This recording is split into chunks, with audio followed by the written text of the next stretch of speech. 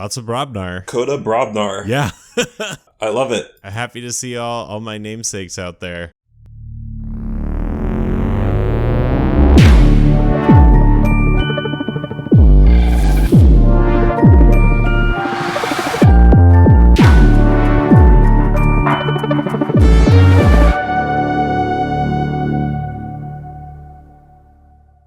Hello, welcome to Cull the Weak. I'm Brobnar89. I'm Shaka. And we are back with another KFPL game. This week, between Dr. Sheep of Team Sass and 1Starpeeps of Reap Out. I'm going to go ahead and take a look at 1Starpeeps decks here. So the first one we're looking at today is Lima Long March's Bragart. First thing I notice about this deck is that it is a 69 SAS, which is fairly low for high-level competitive play. So when I see a deck that has a low SAS like this being brought to a high-level event, my eye is immediately drawn to the Acer percentile rankings. That might give you a hint as to how this deck might succeed in a different way, despite its low SAS rating. First thing that sticks out is that there's very high Amber control, so that's always good. You know, Amber is how you win the game. Creature control is fairly high as well, and Disruption is also quite high up there. So that gives me a hint that maybe this deck is not necessarily, this is not going to be a racer deck. This is going to be a deck that's going to try to manipulate the game into a game state that it wants and try to prevent the opponent from doing playing the game that they want to play. That's my intuition from looking at these. Efficiency is low, which is fine. You know, if you're playing really high value cards, it's okay. And this is Coda, so you expect to see a number of high value cards. Effective power is low, that's fine. And artifact control is, also low, which is pretty normal. So if we look over at the houses, Brobnar has just a few creatures and lots of actions that are going to help you fight. You might be able to get some value off of Loot the Bodies if you play it in the same turn as you've got a Relentless Assault. If you've got a couple of creatures out on the board, this deck is sporting a Moon Cruiser over in Shadows, so that would be really great if you can trigger Moon Cruiser on your Brobnar turn with a Relentless Assault or Anger. Dis has a Hysteria, which is the closest that this deck gets to having a board wipe. It's going to pair really nicely with the few creatures in Brobnar. You don't want to be clogging your hand up with a bunch of Brobnar creatures after you play Hysteria. So it gives you some stalling, some control. You know, this is a fairly low creature deck, so in general, Hysteria is going to be pretty good for you. There is a Ember Imp, so you could see following up Hysteria with the Ember Imp make it very difficult for your opponent to respond, as they've just got a handful of creatures. There's some other great control we see in Dis. We've got the Toxin. We've got Gongoozle and Fear as well. Moving over to Shadows, this is where a lot of Amber control for the deck is coming from. Bait and Switch, a couple of out-of-hand Steel, Nerve Blast, and Relentless Whispers, and a number of creatures that are going to give you some stealing as well. 2 Miasmas, excellent as long as they don't show up together at the same time, which is very frustrating. Lights Out, going to provide a little extra layer of control there. So definitely seems like a deck that wants to try to control the opponent and is not going to race to the end.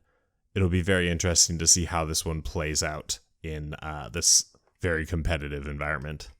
1Starpeeps Worlds Collide deck is Misspelled Collage Doffrey.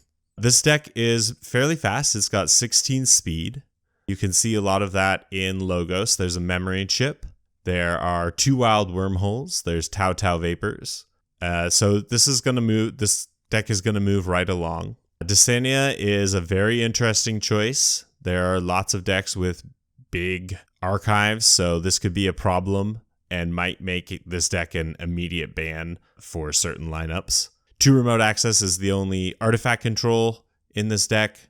Definitely a nice way to slow down your opponent's artifact use. Memory chip here is going to really help you to, I think the idea would be that it helps you to set up a big Dino's turn.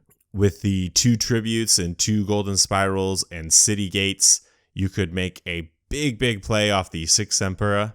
My only concern about that is that there are not a ton of really big power dino creatures. They're all 4 power.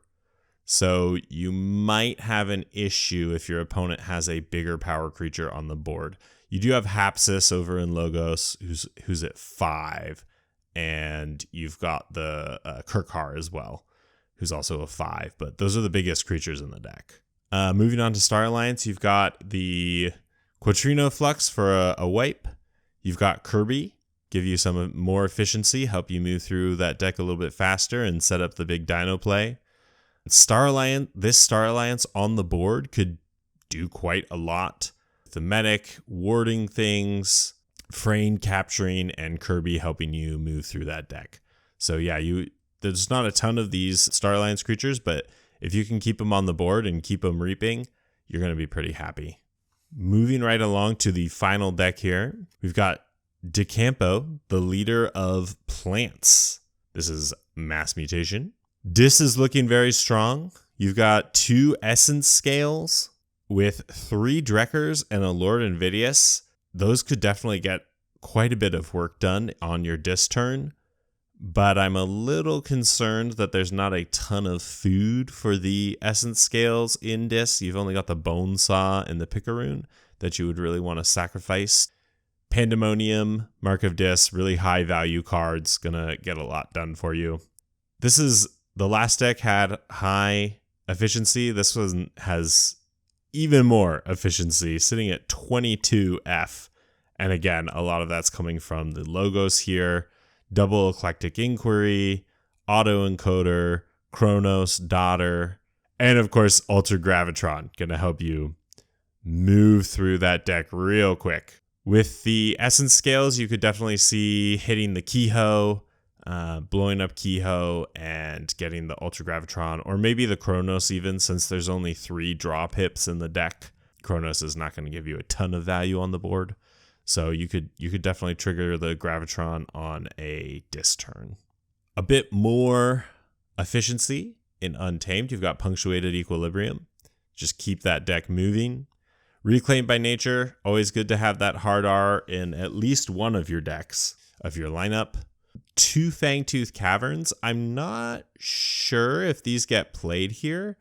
This deck has a number of lower power creatures, a lot of 3s and 2s, so I don't know if you want those on the board or if maybe I'm missing something about it, but doesn't seem to make a lot of sense to me. Ghost Hawk could pair very nicely with Drekkers, get a lot of value out of that. Lumilu, how many beasts are we looking at here? Not a ton. I only see the Ghost Hawk. Double Fandangle, definitely going to be a threat. You need to get rid of those witches real quick. Double Pismire is going to make playing against anything that is not Mass Mutation a real challenge for your opponent. That could really drive up the key cost, so your opponent's going to want to take care of those. That is 1Starpeeps decks. What do you think you might ban out of this lineup? There are a lot of powerful combos in the deck. Yeah. Misspelled Collage also has some pretty powerful combos. And Lima, it kind of plays a reactive game. Like, it steals your Amber, disrupts your board by fighting Hysteria, Ember Imp, capturing your Amber. So it's reacting a lot to what you're doing. Right. I think it'll depend a lot on what Sheep wants to do. Right. I think in isolation, like DeCampo looks like it could just go off pretty hard. Yeah, tons of consistency out of DeCampo with 22 efficiency. It's just super fast and like you said, lots of really, really great combos that you could pull off. Misspelled looks... It is missing Amber control. It is missing some Amber control, that's true. It's very reliant on those Drekkers, which are going to be big targets. Yeah, actually clicking on the Amber control, it's Pismire, Drekker, Dimension Door, and Pandemonium. So if you can control the board against this deck, it does not have any Amber control from hand, unless it calls logos and does Dimension Door, and it happens to have ready creatures, which could be enabled with Fandangle. Yeah. And Pandemonium, if you erase the board, you're not going to really be capturing onto anything. Yep. So DeCampo may actually be a weak link here. That's a good point. Depending on the other lineup, which we will talk about. Yeah, and there's only 4 logos creatures, so even if you play both Dimension Doors, there's just not a ton of potential for those to go off. Yeah, they don't even stack either. Oh, that's so right. You have to play one and then play another one again, stealing 8 in 2 turns at the very maximum scenario. All right, we better take a look over at Sheep's decks here. All right, starting off with the Call of the Archons deck, see Colton, Stilla Holmes, Ambitious Emperor. It has Brobnar, Logos, and Shadows. Not a very common combination. It should be interesting to see if this deck gets played. So over in Brobnar, we have 3 Coward's Ends. Be clearing the board a lot, and Colton only has 14 creatures, so I could see this being extremely effective against DeCampo with all these board clears and creature control. 2 punches. Sound the Horns. I think the Brobnar creatures in here don't really do much. It's mostly dead cards. The actions are pretty great. Moving on to Logos, the Howling Pit will help you retain some efficiency even after you have the chains from the Coward's End. They give you access to your stealing from Shadows or potentially another Coward's End if the board is getting refilled. Library access, pretty nice with 2 Mothers and Howling Pit. Could have a big turn filter through your deck. The Archaeologist, not really sure what they're pulling back here. Too much Protect maybe, or Coward's End. There are a lot of complete reset effects like those in the deck, so those are pretty good targets. Lab Work is probably archiving the Too Much Protect or Coward's End again. In the Valen Analyst, we have 3 artifacts, and you could use 2 of them, so it could get you some Amber. And then over in Shadows, tons of stealing, 4 routine jobs. That is huge. So that steals. That's crazy. Yeah, a total of 10 Amber. If you play all 4 of them, you get full value. That, I mean, if you have 2 and they have 7, and you play the 4th one, like now you're on key and they're at 3 Amber. Wow. So the big reversal of fortunes. I could see a routine job getting archived as well for some major damage at the right time, and of course, Too Much Protect if you are going really, really high. So just tons of stealing. The creatures here, 3 of them have good fight effects, so they could be useful with the Gauntlet of Command if you're on a Brobnar turn. Otherwise, they're probably not doing too much either. They can get you even more steals if you didn't steal enough with the actions. And the Poison Wave is nice if you have a board and they don't, because they're protected from the Coward's End later. The Too Much to Protect combo here is just crazy because there's 6 cards from hand that can give you the +1, right? You take them down to 6 with Too Much to Protect and then get 1 more with any of the routine jobs, Nerve Blast or Urchin. That's insane. Yeah, and I kind of wonder, does this deck have too much control? Right. Like there's a point where they don't have anything to steal anymore, and then your Shadows cards are blank. Yeah. Or if they don't have a board and you're sitting on 2 Coward's Ends, it's like, oh, well, do you discard them or how do you even proceed? Like, what are you drawing into when you're not playing Coward's End or Routine Job? Because those are such game warping cards. Like the Logos house here, it's okay. 2 Mothers down, like that's certainly nice. The rest of it, not really getting too much done, and the deck has 10 pips. I'm a little bit suspicious of this deck. It does look powerful, and I think if your opponent plays around the stealing well, this might just stall out. Right. But we'll see what happens. All right, moving on to Ikari, the Badly Curious. So this is a pretty famous deck. It was for sale for $5,000, something like that. Nice. It's not for sale anymore, so I wonder if someone bought it. If you know, let us know in the comments. We always want to hear about this high value ownership changes for decks like this. It used to be the highest SAS deck in the world. It is not anymore. It's still a 97 SAS. That's really high number. Probably in the top, certainly in the top 50, probably in the top 10. Well, let's take a look at why does it have so many synergy points. And those are primarily coming from Dis and Logos, actually. Saurian is rated 24 SAS, Dis and Logos 36. 2 Exhumes, each of those giving you 4 arc. Pull back any creature. There are 23 creatures in the deck, many solid targets to hit, like Eddie, Dysania, Senator Brackus. Code Monkey could get you a sneaky burst. Tribune Pompatus to pump up your creatures if necessary. A Ludo if you sense a board wipe is coming. Lots of great targets. E on the Fringes, pretty good thing to bring back, and then dump a bunch of the Dis out. Lord Invidious, not really seeing it fire much in this deck. It could. Most of the Dis seems to be make big plays. You're not really in Dis that often. You could do some damage with the Festering Touches. Emergency, creature control with Buzzle. Yeah, 36 points in Dis. I mean, seems kind of high for the cards here at a glance, but I'm not fully aware of all the synergies just by looking at this for a few moments. Oh, there's an Infernus in here. Okay, I missed that. That's pretty nice with 2 Exhumes. Okay. Oh, and Dis has Obsidian Forge, of course, that can close out the game. 23 creatures with Brackus, City State, Brackus, trigger Obsidian Forge. Ouch. They just paid for a key with your Amber and destroyed some creatures that they might even exhume later. So that's pretty nice.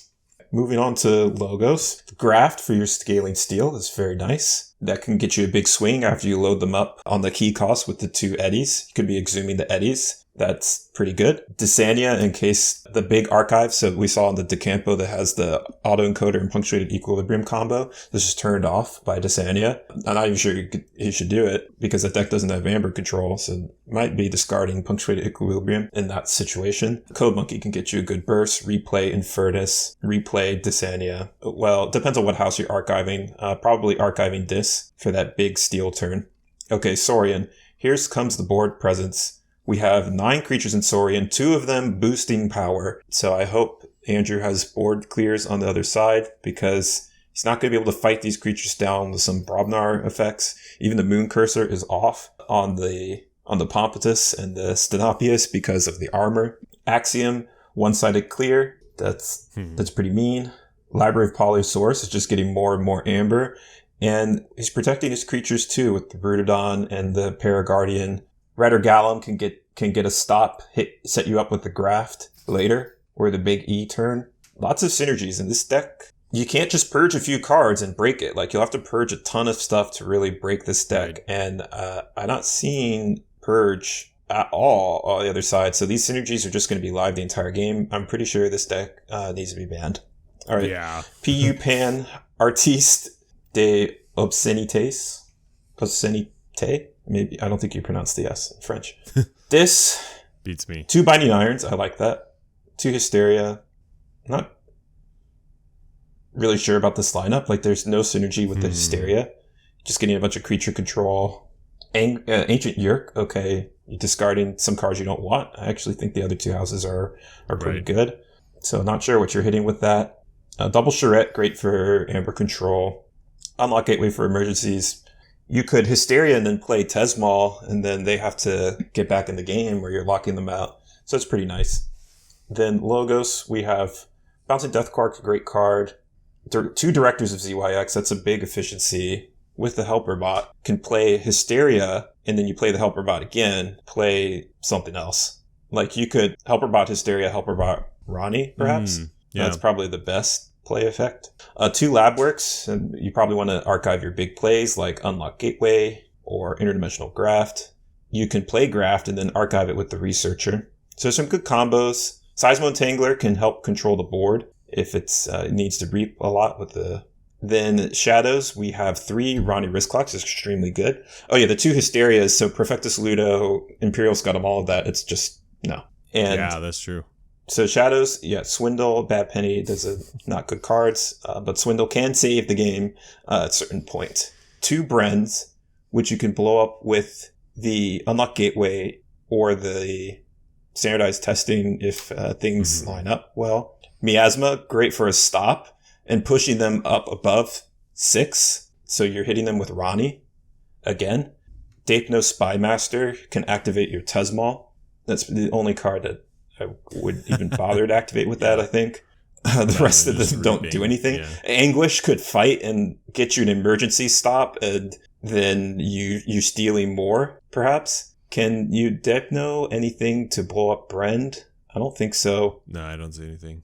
You're not even killing Brendan Shadows. There is Jack that can do it. So if you play Brendan Shadow's turn, it is not stealing. Yeah, but you've got enough Ronnies to hopefully mitigate that one amber you're giving them, but you're still losing the ability to one turn hit your Bren, which is obviously ideal. You don't want it bounced. Yeah, and the Brens can also feed the Ronnies. Yeah, that's true. So if you're 1Starpeeps, if you see Ronnie on the board, he's got to go, because if that gets Hysteria back, you're going to be in for a world of hurt. So I'm seeing that Dr. Sheep seems to like big Shadows decks. Yes, definitely. Right. And I think 1Starpeeps just going to have to deal with it, because I don't believe Ikari can be played in this matchup. Yeah, I mean, as much as this deck with the Hysterias is going to be a problem for his dinos, it's definitely still better than the other than the alternative. Yeah. So we'll see how the game turns out. I think it's going to be a waiting game. I mean, but then you have to make amber at some point, and then it's going to get stolen. So where do you go from there? I think you have to really control the board. It's difficult to do that when you're facing double Hysteria or triple Coward's End. So I really think you're going to need Purge or something to handle this, or just some, extreme burst. But I'm really excited for this matchup, actually. I think Andrew plays really well, and all those decks, actually the highest ass deck probably looks like the biggest liability to me in this matchup. I am very interested to see how this goes. I think it's going to be a fun game. Yeah, definitely. I mean, Sass does not win games. Sheep definitely has the numbers here, but it definitely could go either way, and I'm excited to see how it turns out. Right, we'll have to see if Sass matters. So we have the bands. The bands are going to be Pan and College. Okay. Yeah. Okay. All right. So College, I can see it. I think maybe Sheep has seen what we were talking about with the Campo, some of the problems in this particular series. Pan, yeah, the Hysterias obviously are an issue. So I think he's just gonna have to see if he could beat Colton, basically. And he might beat Ikari too, but Ikari will get played today. So we're gonna see what 97 Sass means. Yeah, that'll be very interesting to see Ikari in action here. Yeah, I've messed around with it before. It's really, really good. Like, the synergies are not fake. So the first game here is going to be Lima versus Colton. So we're going to see what this 69 Sass bad boy can do. Lots of Brobnar. Brobnar. Yeah. I love it.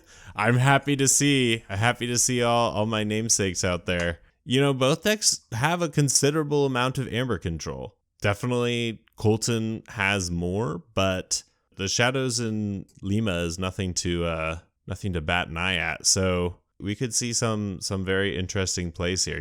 Lash of Broken Dreams, I don't think we mentioned, but making those keys expensive, that could add up. That could really hurt. Yeah, that's big. Hopefully it doesn't get remote access, because then it'll use the Lash against you.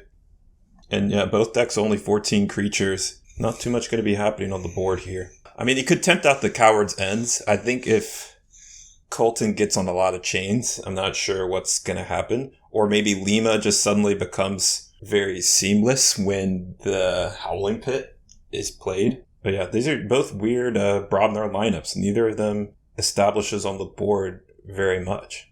Yeah, they're both kind of like action heavy Brobnar. Okay, we are into the game. Good luck, have fun. From a grand student. Indeed. Good luck, have fun. Dr. Sheep on the top, a grand student with Lima on the bottom. Sheep takes the mole, and so does 1Starpeeps, also known as a grand student. He's working with multiple alii there. Alii. We're becoming Greek. That's the Greek pluralization, right? Is it? I just thought it sounded I think better. so. Yeah, putting I at the end of everything. Inferni. Right. All right. Yeah, Mighty Javelin, so that Amber got stolen. Mighty Javelin's pretty useful card. Nice to have out early. Just a threat to anything you might put down. And a very early bait and switch. And Relentless Whispers for nothing. That's unfortunate. You get the pip. Thinking about it more, I think the double I may be actually the pluralization in Latin. Because I'm thinking of like the Julii or something, like, in Roman history. Okay. Ooh, stunned moon cruiser. That is not great. You want to get as much use out of that moon cruiser as possible. Oh, and he's gone. Punched in the face. Ouch. 1 Coward's End in the discard. That's fine. Sheep's got plenty more. He's not worried about that. Mighty Javelin's staring at those 2 5-power creatures, very grumpy. Okay, well, Andrew has more amber. He does. Despite this, this board doesn't look that. But that's arguably not what he wants right now. Like, yeah, if he's going to get hit with the routine jobs. Yeah. But Colton has been in Shadows. Well, Shadows been Brobnar. Okay, here comes Shadows again. Oh boy. Well, he's not going to steal with Dodger at least. Andrew has 6 Shadows cards in the discard already. Yeah, so it's a pretty good start here. We're going to see a lot of cards for setup. 2 routine jobs gone. I don't know what other stops. Andrew has. Both Miasmas were played for nothing. Relentless Whispers is gone. Bait and Switch is gone. One Last Job is gone. So yeah, he has to play this. He turned Dodger off, which is pretty nice. Yeah, that's good. Oof. Goodbye, Is there Toxin. too much Protect in Lima? No. So, actually, Brobnar has no amber control to speak of. Mm-hmm. In Lima. And Sheep is free to go to as high of numbers as he wants, while Andrew basically never can. Like, or even if he can, like, it doesn't. There's still a matter. Drumble out there. Yeah, that's true. And we've seen 2 Coward's Ends. Anger. Oof.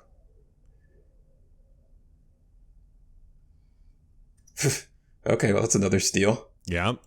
Relentless Assault. Getting Oh, you couldn't even get anything with Loot the Bodies. Oh, no.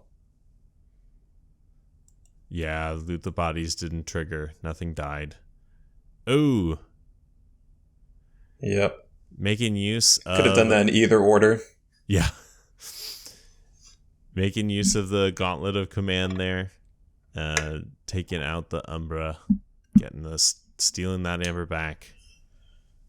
Alright, and he opted to destroy his Dodger to go to check again. Yeah, that makes sense. He's pretty far ahead. Ember Imp, not going to be able to do too much with the board, but might force Sheep into Shadows when he doesn't want to. Yeah, I think that's fine. Yeah. Reap, then ready and fight. Man, that Gauntlet is doing a lot of work for Sheep there. Interesting. He uses the Nexus. Keeps the Dodger around. Yeah, I would have figured the Nexus is actually doing something when it reaps. On the other hand, the Dodger could hit a powerful creature. Mm-hmm. But at this point, I don't really know where 1Starpeeps goes from here. Right. Ooh, 1Starpeeps just discarding Hysteria and the Lash with the Sound the Horns there. Yeah. Not that Lash would matter too much at this point. Well, Dr. Sheep has to stay at 6 so that he doesn't get drumbled. With a crump on the board, you can't be at 6 either. Yeah. So he's probably got to take care of the crump. Yeah, it would be the perfect time for a Coward's End. Yeah. But he's going Logos. Or a Library Access. Yeah. Hasn't called Logos the whole game. So he's probably got a pretty big turn coming here. Brain Eater, that'll take care of Crump. Dr. Sheep loves Library Access. I feel like that was sarcasm. I'm guessing he drew a bunch of Brobnar cards there or something. Yeah, it's a card that reads purchase card from your deck. Not not too impressive in that scenario.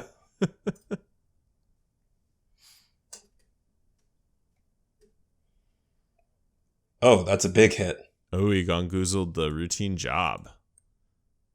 Excellent. Oof.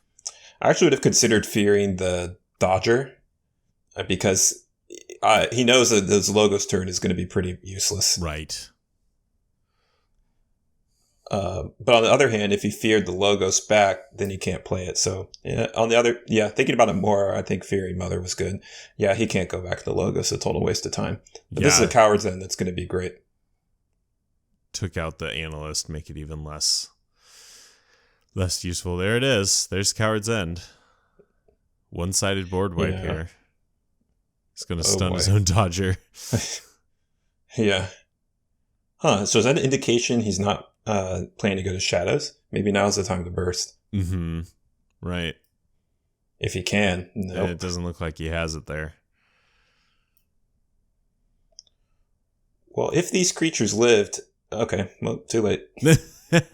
He could have gotten something done in Shadows with the Umbra and special delivery and all that. Yeah. No, not with the Fogify either. Nope, not going to happen. Good placement by Dr. Sheep here. Mm-hmm. Special delivery is off. Keep that Dodger safe, yeah. Okay, I don't know what's in Andrew's hand, but it must be real bad. Yeah. Is he fighting Dodger?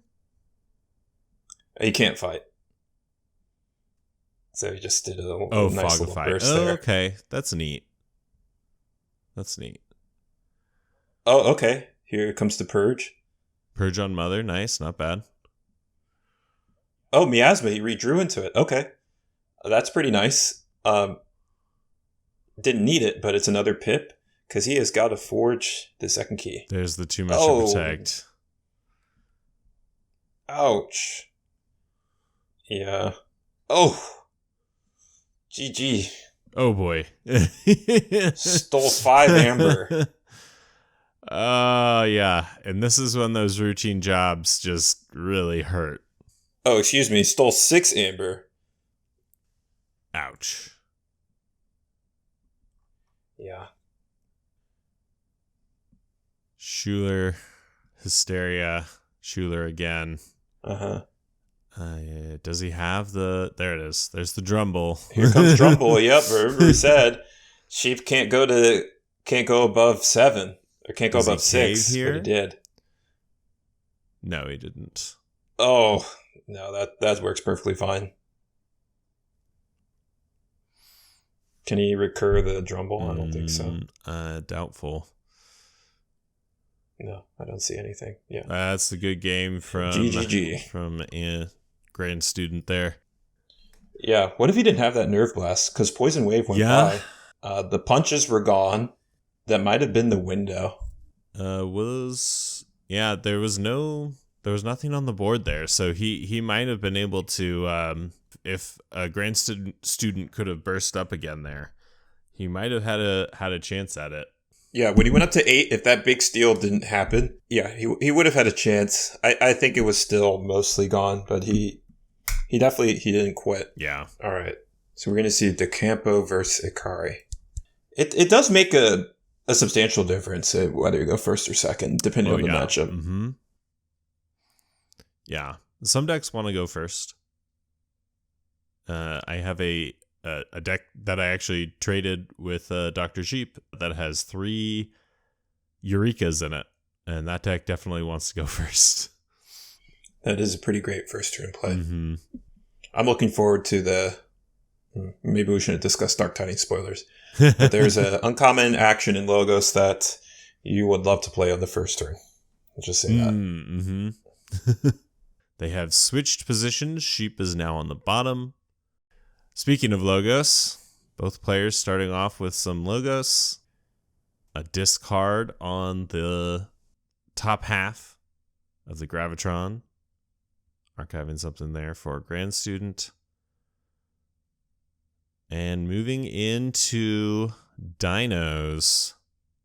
It's Dr. Sheep putting out a respectable board there. Yeah. So what is the solution to this? It's not Fangtooth Cavern. No. I don't know. Yeah. Lost in the Woods is a temporary solve. Picaroon? You'd almost want to wait for Lost in the Woods, though. Let those creatures get some amber on them. But then you run the risk of Pumpetus getting warded and being very difficult to remove. I don't know. I might be like, just stop playing creatures and dig for the Fangtooth. Like, discard everything. Mm-hmm. But that is not the approach. Because you're wiping 2 creatures per turn, and you have the auto encoder. And Ikari's, playing creatures that get markup dis and whatever. The deck has 8 pips in it, and DeCampo has 13 and far more efficiency. Right. Especially with the early auto encoder. Does Ikari have any hard R in it? I'm not seeing any. There's no artifact interaction. Yeah. So that might be a really good thought. Just discard everything to the auto encoder, get out the caverns. Yeah, these creatures they're not gonna survive. We saw Dave do something similar in a game with a deck that was specifically trying to do that, but you could see that working in this matchup. Yeah. But on the other hand, like by playing the creatures, he's I guess baiting Dr. Sheep to react to them. Mm. Spend a turn to react to them, which all he did. Okay. There's the 2 Here's caverns. a double Fangtooth. All right, yeah, just stop with the creatures. Yep, exactly. Okay, so he knew what he was doing. All right. Yeah.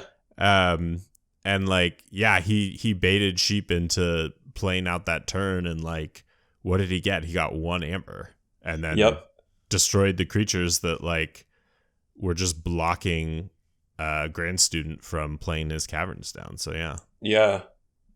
And there was a bit of a problem with the Ludo, because the weakest creature didn't have any amber on it. Mm-hmm. Because you don't want the Pompatus to get hit either, but I think the Pompatus is going to be dead unless Dr. Sheep can put down some stuff. Okay, Desania will let it survive for a turn. Ooh, playing the Desania. I'm wondering why he didn't hold that. I feel like that should have been what he archived with Tau Tau. Wait until make it hard for Andrew to for 1Starpeeps to archive stuff with his auto encoder, and then play it for value at the right time, or just hold it, just keep it and scare him. Well, I bet he imagined that that 1Starpeeps was just play around it, just pull his archives every turn. Mm. But now Desania's gone, so he's like, cool, I'll just put it right back.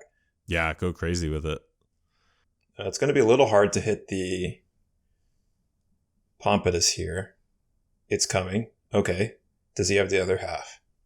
I think he's just going to discard it for auto encoder value.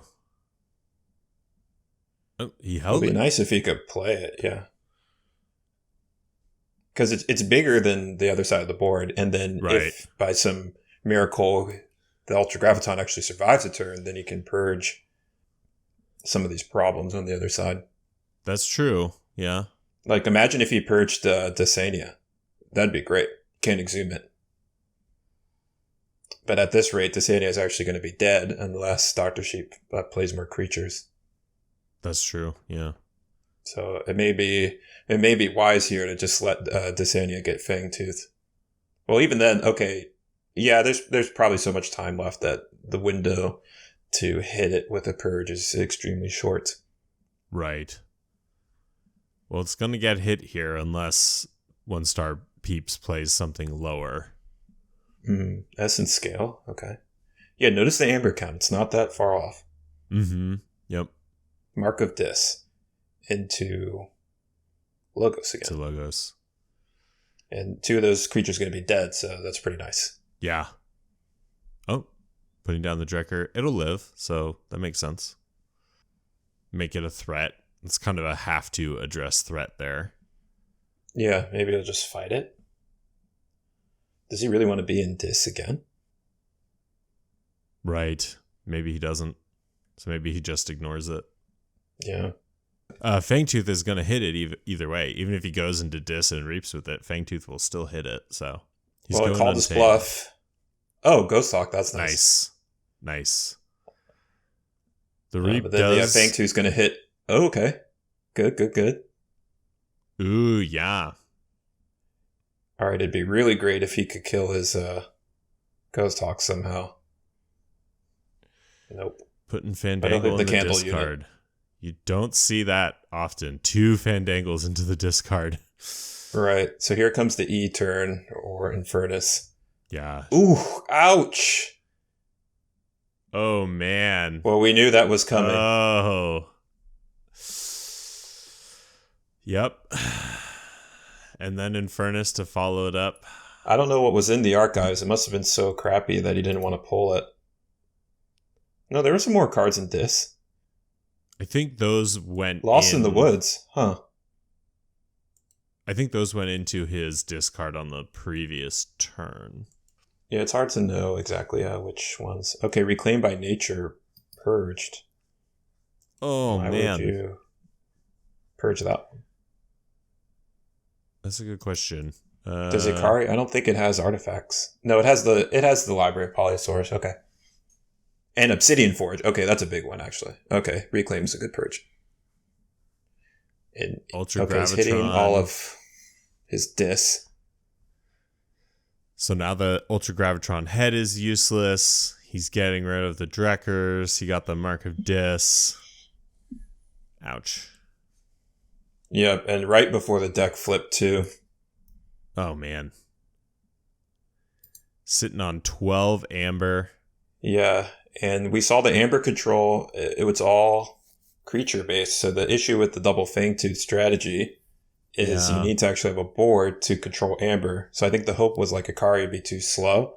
But now that we see this situation the game is in, it was only a matter of time before this E on the Fridge's turn happens. So maybe the double Fangtooth was the best that could be done here. Yeah. But it's I guess it only works if Dysania doesn't turn up. I mean, Dysania got Ikari 9 Amber.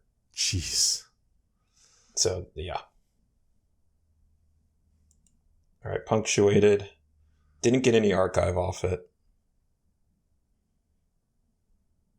Oh, he just punctuated and ended his turn. Interesting. He didn't draw anything? I guess he didn't get what he was looking for.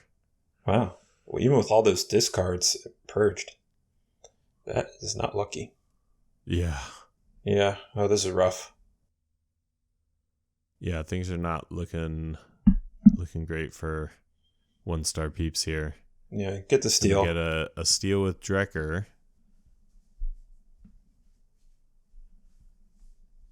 I think that's going to be it. All right, that's game. That's the game. Good series. Nice play. I think the decks this was just not a good matchup for Andrew's decks. Yeah. I'm not going to say just because of the SAS, like lower SAS lineup can win, and Andrew does have an 84 SAS, 80 SAS. It's not like they're slouches.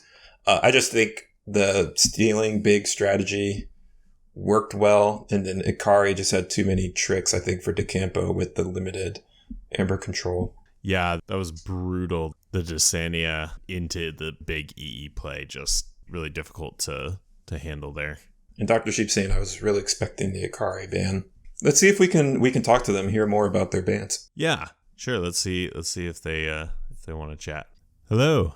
Hey Dan. Hey Andrew. Hello. Good games, guys. Good series.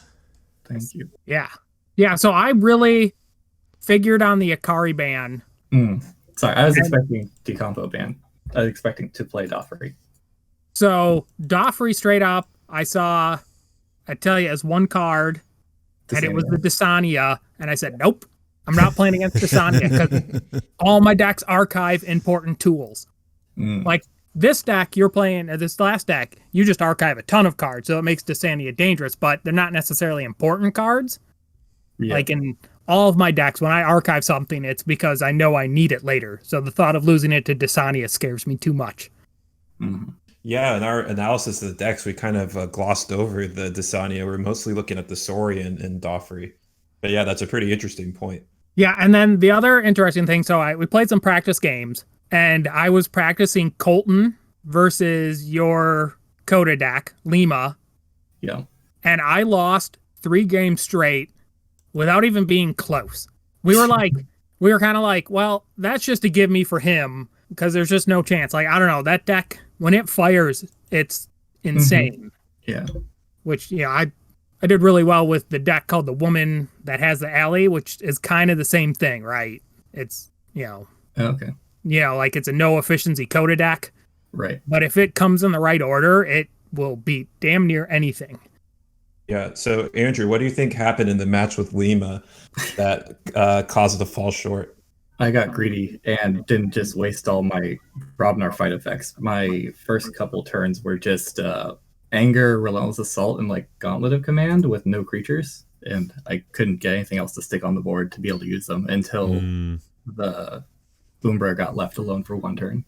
Yeah, the immediate stun on your Moon Cruiser there looked like it really hurt. I was happy to see Moon Cruiser out so early for you, but then to have it stunned like that is just that's not what you want to see. No, that card definitely did a fair bit of work in our test games. Mm. Like if it stays on the board, it's no fun. Mm-hmm. Yeah. No, and then the other thing, like, I guess when my practice partners were playing it, they often fell into the Disc Screaming Cave cycle. Yeah. And it worked for them. I don't know how many Drumbles I had to kill in my test games. That in this game, coming into that last turn, I held my Nerve Blast because I'm like, he's going to Drumble me. And if he kills any creature on the board, like, I'm not going to be able to kill that Drumble. So I'm like, I just have to sit on the stupid Nerve Blast because it's my only answer for Drumble. Mm-hmm.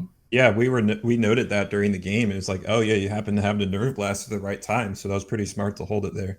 Yeah, and that actually did come from practice. Like because like if I don't kill that Drumble, then like that deck, if you give Lima a spot and an opening, it can take it and just like continually close you out of the game. I was really hoping to land my Blood of the Titans onto the Drumble. Just by if it survived 1 turn, I thought I could maybe just keep it alive forever. Mm-hmm. Yeah, in our practice we had Blood of the Titans on somebody got it on that Moon Cursor. So then my deck has no answers. And then if you can ping it for 1 damage, I am 0. I'm out of answers. Yeah, it's like you have to punch it a few times. Yep, he's just gonna kill everything.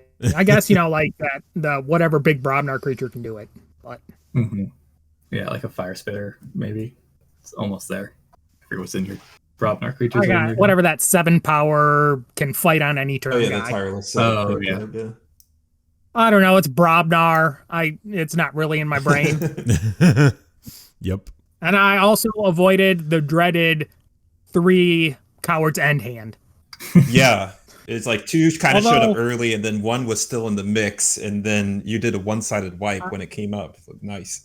Yeah, so the 3rd one I had before on card, I still had 18 cards in deck when I had my 3rd Coward's End in hand. Mm. And that's how it goes. Like, they just all come in a big clump, and then you go, oh boy. Like, you can't hold them. You can't discard them. I mean, like, what do you... You wish you had the Screaming Cave. Yeah. I was really hoping that my 14 creatures would pair well against 3 Coward's Ends. You found the right time, at least for one of them. Yeah. Yeah. It did really work out in my favor there. I had very good draws. Everything coming in the order I needed them. Even when you did manage to discard one of my routine jobs, I still had the 4th one in hand. Mm-hmm. So wasn't too detrimental. So talk to us about the PU pan ban. Most of my banning is around what I think Lima can and can't deal with. Mm-hmm. And so bounce effects are... If PPAN wants to play Double Hysteria, I'm pretty sure all of my bounce effects are bad for me. And so probably not a good matchup. Mm. Yeah, it's pretty interesting because when we were looking at your decks, we were actually saying that like DeCampo may be the weak point because it's missing so much amber control that's not based on the board, that all the stealing would be a big issue. Mm. Yeah, I mean, like the Ultra Gravitron's the big dodge here on DeCampo. If that lands and doesn't get answered, again, Akari actually has very few answers for that card. Mm-hmm. That it can then, like I have Taunt to protect my important creatures, but it can just sit there and pick around, and it's a real problem. Right. I mean, and then if you got an amber on it, Axiom's turned off, so you pretty much can't do anything except fight it. I found actually when it comes on, I go to just quit playing creatures until his Fangtooth take care of it for me. It's just, as sad as it is, and you just keep discarding cards and going, and he's getting more effect out of his discards, but the Desania is so key in the matchup. Yeah, that was a huge burst. It got you 9 amber. I forgot about the Exhume. Yeah, we were chatting like, is there going to be a window for Ultra Gravitron to come out and like purge that before the Fangtooth gets it? Because if it gets exhumed, it's gonna be nasty. Yeah, I should have known better. I played Decompo against Dave's 5 Eddy deck, and it's really half the Exhumes and the EEs or not the EEs. The Exhumes and the Eddies are definitely a big problem. Yeah, and every time you exhume an Eddy, like his deck is slowly getting better because he's archiving the bad cards. I wanted to test Pan against that 5 Eddy deck because I wonder if you can Hysteria the Eddy's back enough that he ends up having to pull his whole archive because he's archived all his important stuff. Right. Or he's just playing, one Eddy. Yeah, I mean, at some point, you're going to have to archive an Eddy with an Eddy. Right? Like, if you keep putting them back in hand enough. Yeah.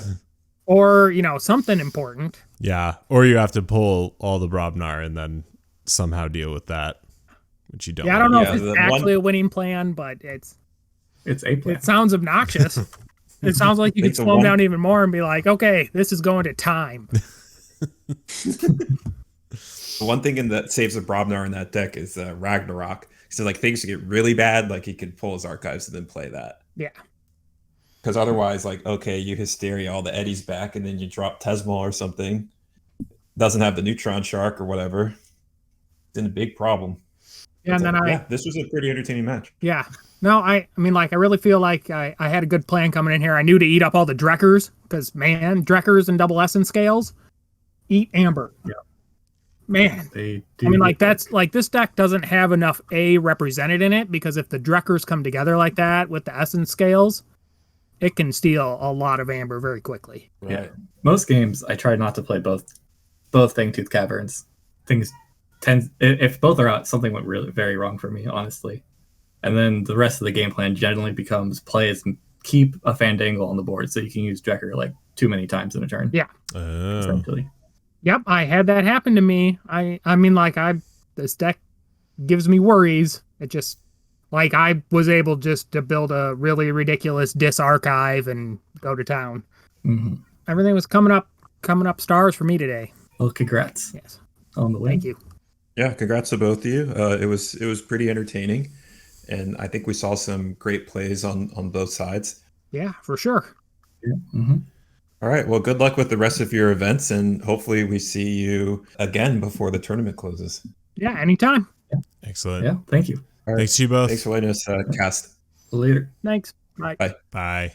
All right. Excellent. Well, that was another entertaining, another excellent series from some top level players playing some top level decks. Yeah.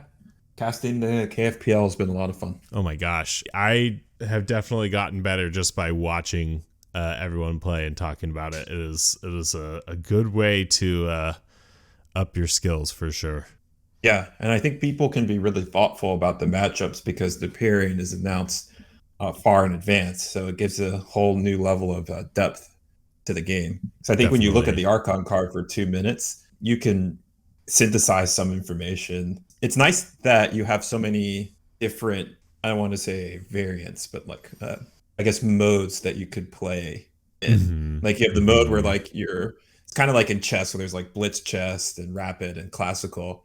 It's the analogy is not quite the same, but it's like you have in KFPL, like you could really study the matchup, like grind games, practice it a lot. Yeah. Then you have just online play where people have access to decks of Keyforge during the game, and they can continually refer to the list and whatever is permitted within the rules. And then you have in-person play where that aspect of like you have to memorize the important things about the Archon card, and you don't even get to see the list until you only get that 2-minute time box window, whereas in online play, like you can sort of look at things before and get the decks of Keyforge analysis. That's also unavailable to you in person, so that's yet another level. And I think players who are good in one tend to be good in others, but certain people spike in skills that come into play a lot in one format or another, whether it's preparation or being able to really understand an Archon card. So it's fascinating to have all these different modes to enjoy. Absolutely. Yeah, I definitely agree. Like for me, it's definitely a struggle to look at an Archon card and absorb all the information and make sense of it in 2 minutes. So I definitely benefit from online play. And like Sheep was saying, you know, he gained specific information, like specific to his matchup that helped him pull out the victory in these games. So, you know, it's really interesting to see all the different people running reps of the matchups and trying to figure things out, because you would not see that level of gameplay in a Triad Vault Tour or something like that. You would just not see that level of preparation because, you know, people couldn't prepare for it like that. So yeah, it takes the game to another level for sure. Right. And I think you can bring the insights you learn here to your in-life play as well. Definitely. It's like, oh yeah, I realized this interaction between these cards that just only came up after many rounds of high-level testing. Absolutely. Yeah. All right. Well, thanks so much to Dr. Sheep and to 1Starpeeps for letting us record this amazing game. I've been Brobnar89. This has been Shaka. And we are Cull the Weak, and we'll see you next time.